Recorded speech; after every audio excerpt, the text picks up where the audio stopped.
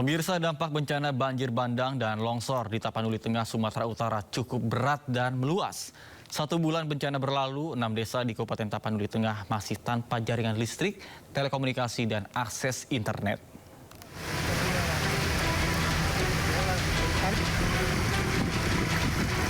Enam desa di Kabupaten Tapanuli Tengah, Sumatera Utara masih terisolir akibat bencana banjir bandang dan longsor. Jaringan listrik, telekomunikasi, dan akses internet masih terputus di desa Parsingkaman, Naga Timbul, Sibiobio, Siologo, Tapian Nauli Saur Manggita, dan Said Nihuta Kalangan 2. Bupati Tapanuli Tengah Masinton Pasaribu mengatakan alat berat menjadi fokus utama dalam upaya percepatan pemulihan, khususnya untuk membuka akses jalan yang terputus. Kita akan tentukan nanti mana yang desa yang harus bisa kita relokasi di antara itu, karena memang medannya juga curam. Dalam kondisi normal aja akses ke desa tersebut juga sangat sulit. Sementara jumlah korban meninggal dunia akibat bencana banjir dan longsor di Tapanuli Tengah mencapai 133 orang. Dari Tapanuli Tengah, Sumatera Utara, Sukriyadi Ainus melaporkan. Pemirsa, pasca bencana banjir bandang dan tanah longsor di Sumatera, Abdul Muhari, Kepala Pusat Data Informasi Komunikasi Kebencanaan BNPB, menyampaikan bahwa ada penambahan 1.140 korban per 28 Desember 2025. Hari ini, jumlah total korban jiwa, rekapitulasi dari 3 provinsi itu menjadi 1.140 jiwa. Upaya pencarian masih diteruskan, tetapi tentu saja kita harapkan ini sudah menuju titik akhir. Meskipun demikian, masih ada 163 nama yang dinyatakan masih hilang, dilaporkan masih dalam daftar pencarian. Ini tentu saja masih akan terus dilakukan pencarian hingga nanti kita bisa menekan angka korban hilang ini sekecil mungkin. Warga terdampak yang saat ini masih mengungsi terus berkurang, tetapi tentu saja ini merepresentasikan bahwa ada dari warga terdampak yang sebelumnya mungkin mengungsi di titik-titik pengungsian yang tersebar, ini mulai kembali ke rumah masing-masing atau rumah kerabat, rumah saudara, yang nantinya juga akan kita dukung dengan dana tunggu hunian. Total pengungsi saat ini 399.172 jiwa. Ribuan orang menikmati indahnya malam terakhir Jakarta Live Festival. Informasinya usai jeda berikut, tetap bersama kami di Sindo Today. Sementara itu pemirsa, kobaran api juga membakar gedung Sarinah Jakarta, diduga berawal dari reklame gedung.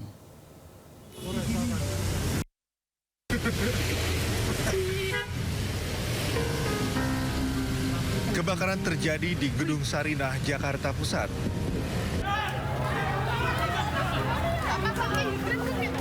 Kebakaran terjadi sekitar pukul 21:15 menit. Terlihat kebakaran membuat sejumlah pengunjung panik. Api membesar diduga berasal dari papan reklame yang berada di kawasan pusat perbelanjaan ini. Terlihat sejumlah mobil pemadam kebakaran di kawasan Gedung Sarinah. Belum ada informasi resmi terkait penyebab pasti kebakaran ini.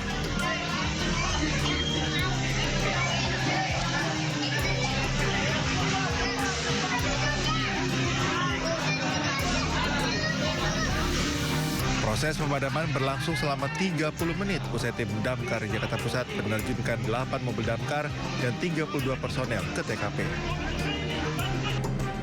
Penyebab kebakaran masih dalam proses penyelidikan pihak kepolisian. Informasi lainnya pemirsa, Polres Mandailing Natal, Sumatera Utara kembali menangkap 2 tersangka baru dalam kasus pembakaran Mapolsek Muara Batanggadis di Mandailing Natal, Sumatera Utara. Keduanya diduga sebagai provokator yang menghasut warga melakukan tindakan anarkis.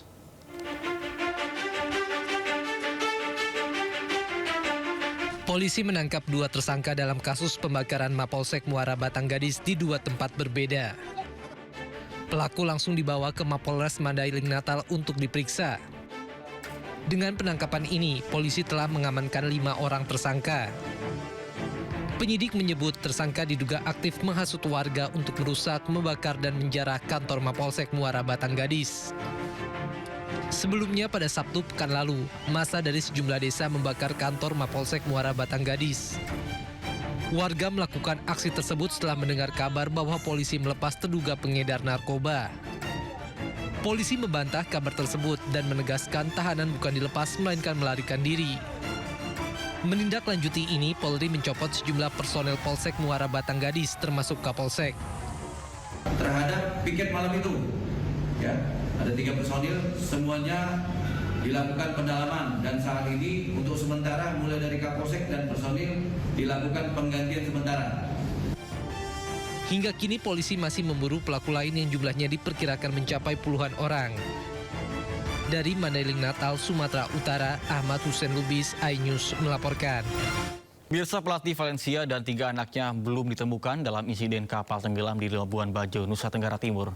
Tim SAR gabungan terus melakukan pencarian korban.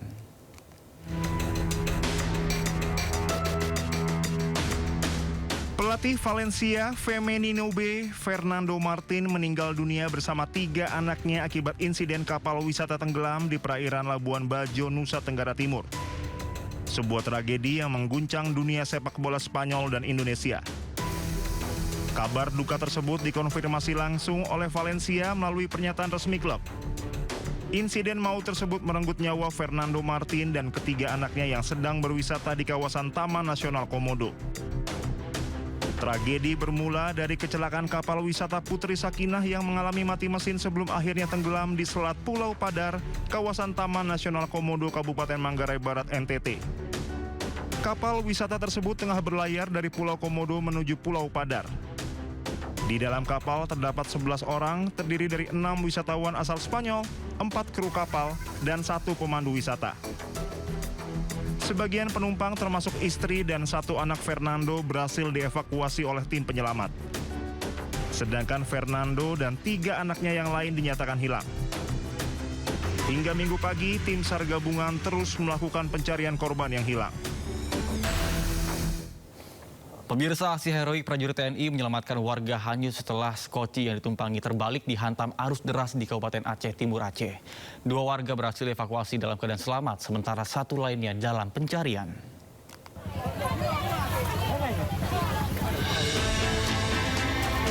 Beginilah detik-detik aksi penyelamatan yang dilakukan prajurit TNI dari Batalion Infanteri TP 853 Bawar Rejipur. Mereka berupaya menolong warga yang hanyut setelah sekoci yang ditumpangi terbalik akibat derasnya arus sungai. Peristiwa ini terjadi di Kampung Paya Gajah, Kecamatan Berelak Barat, Kabupaten Aceh Timur. 2 prajurit TNI, Letnan 2 Infanteri Didik Wira Laksamana dan Sersan Mayor Kamiluddin Saputra nekat terjun langsung ke sungai. Tanpa peralatan keselamatan memadai, keduanya mengarungi arus yang deras demi mengejar dan menyelamatkan korban yang terombang-ambing di tengah arus banjir. Saya melihat ada 3 orang mengangkat skoci dari samping kiri dan menyeberangkannya ke samping barat, ke samping kanan arah ke pesantren tersebut. Setelah beliau mencoba menuju ke arah pesantren, skoci beliau melawan arus, jadi terbawa arus dan akhirnya menabrak besi penghalang di sebelah jembatan yang mengakibatkan 3 orang tersebut skocinya terbalik. Namun saat kami lihat kejadian tersebut, kami dari personil anggota Unit TP 853 Bawar Rejebur, kami langsung melaksanakan evakuasi tanpa berpikir panjang. Berkat kesigapan dan keberanian prajurit TNI, 2 warga berhasil diselamatkan dan dievakuasi ke tempat yang aman. Namun nahas, 1 warga lainnya hilang terbawa derasnya arus sungai. Dari Kabupaten Aceh Timur, Yusradi, iNews melaporkan. Ratusan prajurit TNI Angkatan Darat dari Yonif 115 membersihkan Pasar Kuala Simpang Aceh, Tamiang Aceh.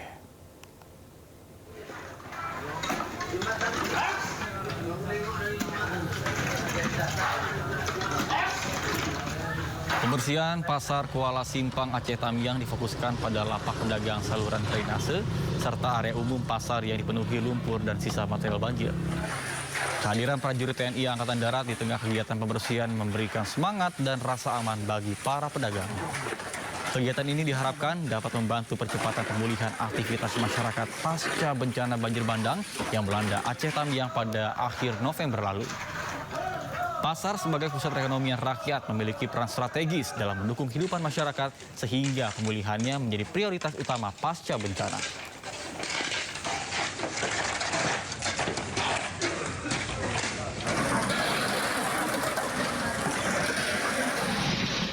Ya pemirsa, hujan deras yang mengguyur Kabupaten Agam, Sumatera Barat kembali memicu longsor dan banjir bandang susulan pada Minggu sore.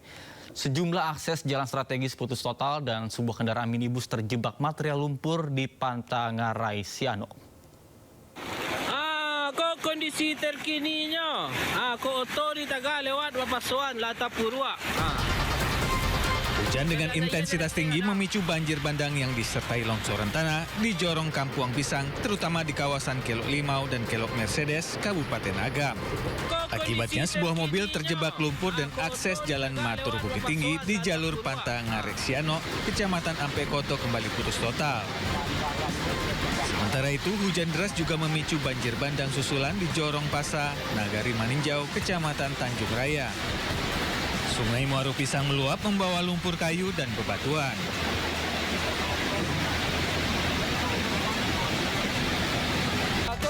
Akibatnya, akses jalan Lubuk Basung Maninjau kembali putus total. Ayah kadang. Sekian. Tugas kepolisian dan aparat gabungan bersama warga berupaya mengevakuasi warga ke tempat yang lebih aman. Kawasan ini diketahui sudah 4 kali diterjang galodo atau banjir bandang berlumpur sejak akhir November lalu. Hingga Minggu sore, proses pembersihan material longsor masih dilakukan tim gabungan dibantu 2 unit alat berat. Warga diminta tetap waspada karena banjir bandang dapat kembali terjadi. Dari Agam, Sumatera Barat, Wahyu Sikumbang, iNews melaporkan. Pemirsa, gempa bumi berkekuatan magnitudo 4,6 dan 4,7 mengguncang Kabupaten Agam, Sumatera Barat.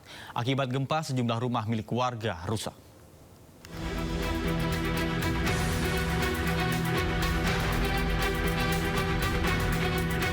Gempa berkekuatan magnitudo 4,6 dan 4,7 membuat sejumlah penghuni kos di Kota Bukit Tinggi, Sumatera Barat panik dan berlari keluar menyelamatkan diri.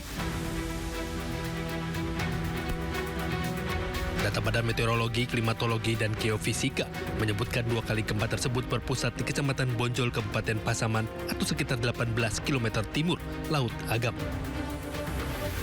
2 kali gempa ini dilaporkan mengakibatkan rumah-rumah warga di Kecamatan Pelambayan, Kabupaten Agam, mengalami keretakan pada dinding dan struktur bangunan.